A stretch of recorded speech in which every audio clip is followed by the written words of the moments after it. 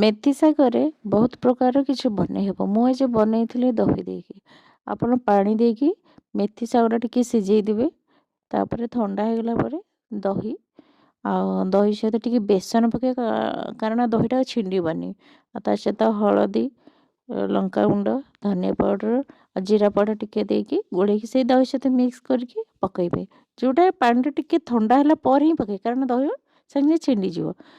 जेमती फुटिबो तापर आपण लुण देदेवे तापर माने तार छुंकड़ा देवे एतिर केवल शुखला लंका पंचफुटण सोरिष तेल ही करेंगे जोटा बढ़िया टेस्ट लगे आ पंचफुटण पर आपण आग टिके पकईदेवे रसुण तापर पियाज बहुत टेस्ट लगे एटा भात तो खाइले बहुत भल लगे आपण रुटी भी खाई परिवे।